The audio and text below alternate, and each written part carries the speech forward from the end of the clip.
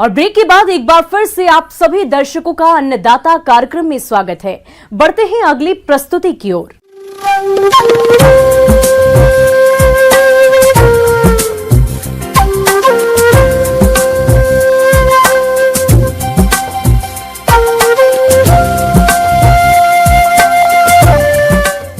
और मौसम के अनुसार प्रबंधनों पर ही टिकी है आपकी खेती बाड़ी, इसलिए मौसम पूर्वानुमान और उस पर आधारित साप्ताहिक कृषि सलाह इस प्रकार है।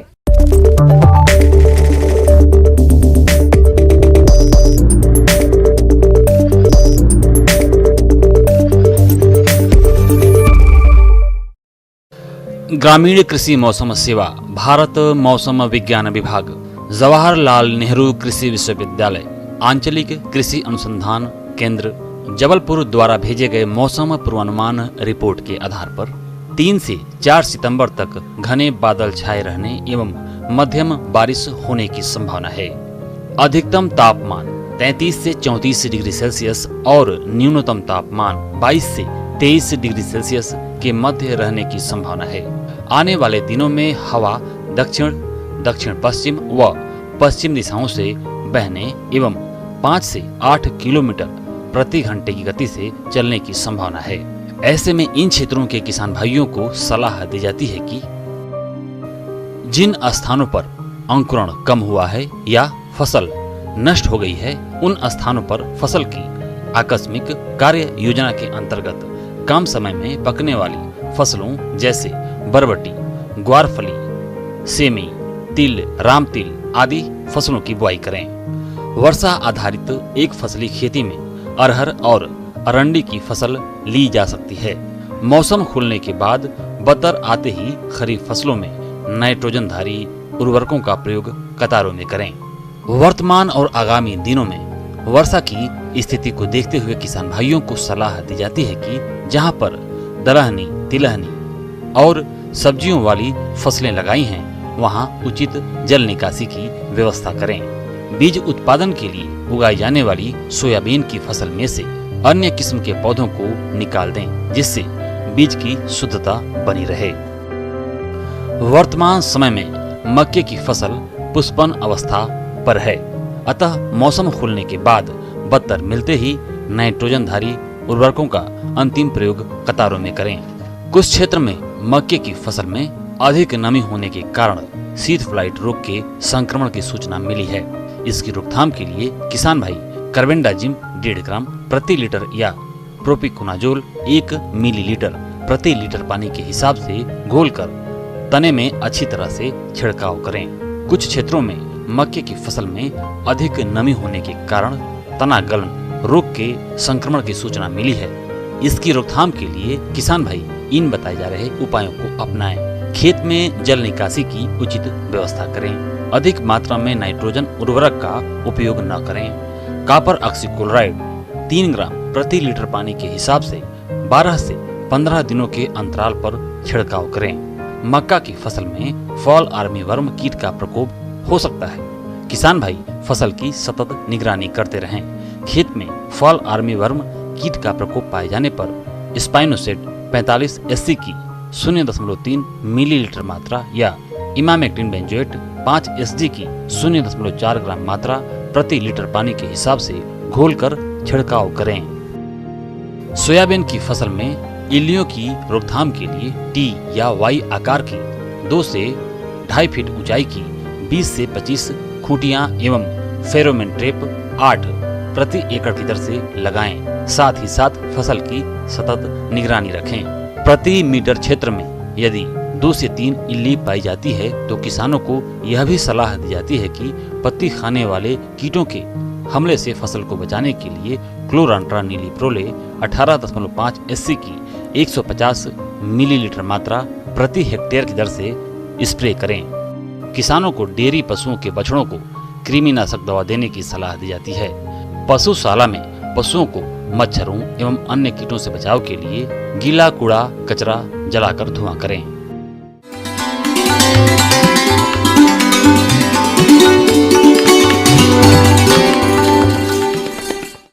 अन्नदाता हेल्पलाइन निशुल्क फोन संपर्क सेवा के माध्यम से आपके द्वारा पूछे गए प्रश्नों में से एक या दो महत्वपूर्ण प्रश्न को हम अपने कार्यक्रम में शामिल करते हैं और इसी के तहत आज किसान का सवाल और उसका जवाब कुछ इस प्रकार है। अन्नदाता निशुल्क फोन संपर्क सेवा के माध्यम से पूछे गए प्रश्नों में से आज हमने जिस प्रश्न को कार्यक्रम में शामिल किया है उसे पूछा है ग्राम पोखर जिला सिंगरौली के कृषक गजानंद स्वामी ने। ये पशुओं को यूरिया मोलेसिस बटिका बनाकर खिलाने के बारे में जानकारी चाहते हैं। तो गजानंद स्वामी जी, आपकी जानकारी के लिए प्रस्तुत है कार्यक्रम का ये अंश।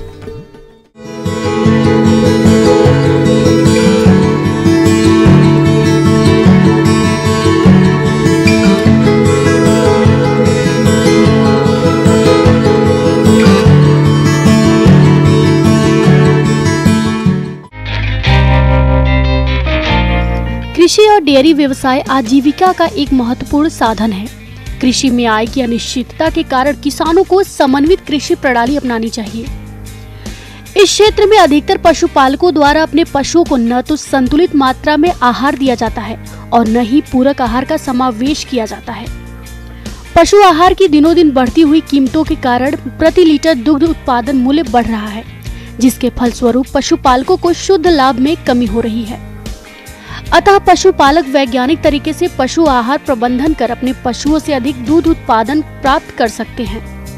डेयरी पशुओं का दुग्ध उत्पादन बढ़ाने में संपूरक आहार है urea molasses bricks. Urea molasses mineral block urea molasses खनिज मिश्रण और अन्य सामग्री के उपयुक्त अनुपात में मिश्रण के द्वारा तैयार किया जाता है। यह दुधारू पशुओं के लिए ऊर्जा, प्रोटीन और खनिज तत्वों को आसानी से उपलब्ध कराने का बेहतर स्रोत है। यूरिया मोलासिस मिनरल ब्लॉक पशुओं को खिलाने से उनके भरपूर मात्रा में पोषक तत्व तो मिलते हैं। हरे चारे की कम उपलब्धता वाले क्षेत्रों में यूरिया मोलासिस मिनरल ब्लॉक बहुत ही उपयोगी है। आज के समय में कई तरीके से मोलासिस बनाया जाता है। मोलासिस बनाने में अवयवों की मात्रा इस प्रकार रखते हुए बनाया जाता है: यूरिया 10 भाग, शीरा 50 भाग, गेहूं की चापड़ 20 भाग, बाइंडर 10 भाग, खनिज लवण 5 भाग, नमक 5 भाग को मिलाकर किसान आसानी से बना सकते हैं। पशुपालक पशु आहार में यूरिया मोलासिस मिनरल ब्लॉक को नियमित रूप से दुधारू पशुओं को चटाने से उनके दूध उत्पादन में लगभग 10 से 14% तक की वृद्धि होती है। यह एक कम आदान वाली उत्पादन तकनीक है जिनका प्रतिदिन प्रति पशु लगभग 2 रुपए का खर्चा आता है। ये ब्रिक्स प्रत्येक दुग्ध उत्पादन सहकारी समितियों में उपलब्ध है। इस ब्रिक्स को दुधारू पशुओं को चटाने के लिए नाद पर लटकाते हैं। इसके अलावा तसला तगारी में रखकर पशुओं को नियमित रूप से चटाएं। इस ब्रिक्स को चटाने में पशु चारा, दाना और बंटा चाव से खाता है। यह ब्रिक्स आहार की पाचकता को बढ़ाती है। पशुपालक ध्यान रखें कि इस ब्रिक्स पर मिट्टी आदि न लगे और इस ब्रिक्स को 6 माह से कम उम्र के बछड़ा बछड़ी को न चटावे। यूरिया मोलासिस ब्रिक्स पशुओं को खिलाने के फायदे हैं अनेक। पशुओं को सूखाग्रस्त या अकाल की स्थिति में जिंदा रखने के लिए दिया जाता है। इससे पशु को प्रोटीन की पूर्ति रहती है, जिससे कि पशु की शारीरिक वृद्धि और विकास बराबर बना रहता है। खनिज लवण की पूर्ति भी पशु को बराबर बनी रहती है, जिससे पशु में बांझपन जैसी समस्या नहीं आती है। साधारण अवस्था में भी यदि पशु को इस ईंट का उपयोग करवाते हैं तो इस ईंट में उपस्थित उच्च प्रोटीन, कार्बोहाइड्रेट व खनिज लवण की मात्रा के कारण पशु का दूध उत्पादन बढ़ता है, शारीरिक वृद्धि और बांझपन जैसी समस्याएं दूर होती हैं। पशुपालक को डेयरी से अच्छा लाभ भी मिलता है।